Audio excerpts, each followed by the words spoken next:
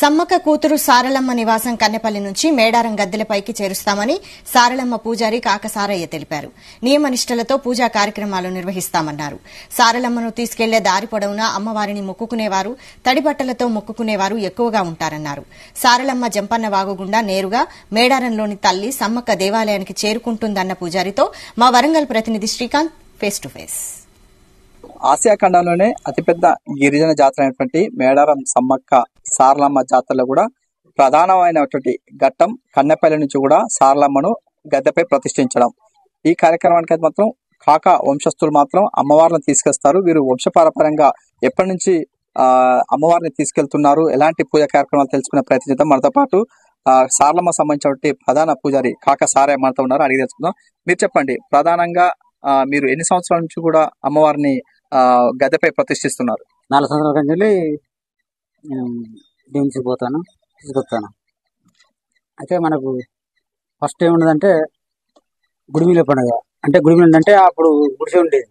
అప్పుడు మన కొయ్యోలు అందరూ మన కులపోలు కట్టెలు కానీ గడ్డి కానీ గుడి ఎలుపులు కానీ చేసేది. ఇప్పుడు బిల్డింగ్ ఉన్నది, అది కడిగి ఫస్ట్ గుడిమిల పండుగ చేస్తాం. తర్వాత మండల పండుగ. మండల పండుగ అంటే గుడి కట్టు తీస్తాం. తర్వాత కులపోలు వస్తారు, అందరు వచ్చి అదే వేరే సీక్రెట్ ఉంటుంది, అట్లా చేస్తారు. చేసిన తర్వాత మేడం పోయి వాళ్ళకు ఆల్మాక సాక పోతారు. అది చేసిన తర్వాత ఇంటికి వస్తాం. ఇంటికి వచ్చి తెల్లారినాక మేకపోతే ఇట్లా కూసి ఆరమిస్తాం ఇక్కడ. తర్వాత బుధవారం దేవుని తీసుకుపోవట. తీసుకుపోయేటప్పుడు ఫస్ట్ మనం సమ్మక్క గుళ్ళకి పోతాం. పోయిన తర్వాత మళ్ళా గది మీదకి వస్తాం. ముక్కులు ఇట్లా అయిపోయిన తర్వాత మళ్ళీ దేవుని తీసుకుందాం కదా, అప్పుడు కూడా మేకపోతు పోసి మేకపోతు ఆరం ఇచ్చి ఇది కథ జరుగుతుంది. ఇక ముందుగా దీపారాధన చేసిన తర్వాతకి అమ్మవారిని తీసుకురావడం, ఆ తర్వాతకి గద్దె మీద ప్రతిష్ఠిస్తారు. ఇవన్నీ మీకు ఏమైనా గుర్తుంటాయా? అప్పుడు మనం దేవుని ఎత్తుకుంటే ఏం గుర్తుంది, మనకు సోయి లేకుండా పడుకున్నట్టు. అంటే ఇక ఏమాత్రం మొత్తం అమ్మవారు ఆవరిస్తారు మీ పైన. అయితే మనం అక్కడ కుక్కపైన పడుకొస్తారు, ఇక్కడ దేవుడే పోతాడు, నా మీదకి వస్తారు అమ్మవారు. తర్వాత ఇక రాది. ఇక్కడ నుంచి ఏం తీసుకెళ్తారు మరి? ఇక్కడ సారలమ్మ గుడి నుంచి మీరు ఏమైనా ఏదో ఒకటి ఉంటుంది చెప్పొద్దు, కొన్ని సీక్రెట్ ఉంటుంది, అది చెప్పొద్దు. మా పెద్ద చెప్పిన ముచ్చట ఇది, అది చెప్పొద్దు. అంటే మీకంటే ముందు కాకా వంశస్థులు మీకంటే ముందు ఎవరెవరు అమ్మవార్లను తీసుకెళ్లేవారు మరి ఇక్కడ నుంచి? మా దాదా, మా నాన్న, నేను. అంతకుముందు వెళ్ళినా అది అంతకుముందు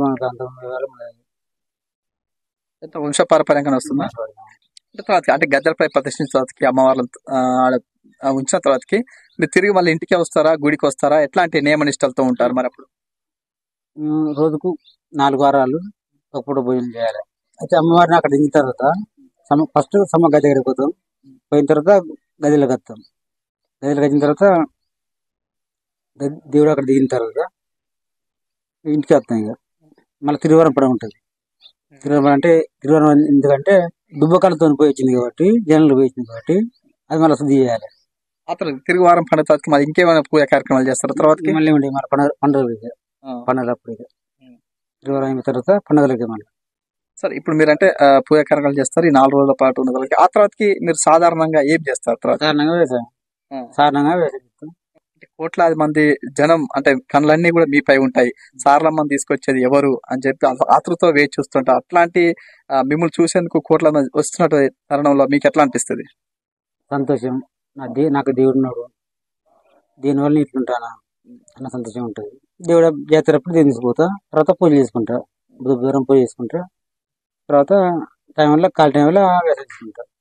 ఎస్, అంటే మనం చూసుకోవచ్చు ఇక్కడ ప్రధాన ఘట్టమైనటువంటి సారలమ్మను తీసుకొచ్చేటువంటి కాకా వంశస్థులు అయితే కూడా వారి వంశపారపర్యంగా అయితే అమ్మవార్లను తీసుకొస్తారు. అందులో ప్రధానంగా మొదటి రోజు కన్నెపల్లి నుంచి కూడా సారలమ్మను ప్రత్యేకమైన పూజా కార్యక్రమాలు నిర్వహిస్తారు. నిర్వహించిన తర్వాతకి ఇక్కడ నుంచి జంపన్న వాగులో ప్రవేశించిన తర్వాత అక్కడ నుంచి గద్దెలపై ప్రతిష్ఠిస్తారు. ప్రతిష్ఠించక ముందు మాత్రం సమ్మక్క గుడి వద్దకు చేరుకుంటారు. అక్కడ కూడా అమ్మవారిని అక్కడికి వెళ్ళిన తర్వాతకి ఆ నుంచి నేరుగా గద్దెలపై కూడా ప్రతిష్ఠిస్తారు. ఆ తర్వాతకి తిరుగు వెంటనే కూడా తమ ఇంటికి వస్తారు. 4 రోజుల పాటు నియమ నిష్టలతో కూడా ఒక పూట భోజనంతో కూడా వారి గిరిజన సాంప్రదాయం ప్రకారం ఒక ప్రత్యేకమైన పూజా కార్యక్రమాలు నిర్వహిస్తామని చెప్తున్నారు. ఆ తర్వాతకి 4 రోజుల పాటు జాతర ముగిసిన అనంతరం కూడా అమ్మవారిని నేరుగా కూడా తిరిగి వనప్రవేశం చేసినట్లుగానే సారలమ్మను కూడా ఇదే గుడి ప్రాంగణానికి తీసుకొచ్చిన తర్వాతకి ఇందులో తీసుకొస్తారు. ఇక్కడికి వచ్చిన తర్వాతకి మరి ఇక్కడ ఉన్నటువంటి కాకా వంశస్థులు అని ఇక్కడ గ్రామస్తులు మొత్తం మరొక ప్రత్యేకమైన పూజా కార్యక్రమాలు నిర్వహించినటువంటి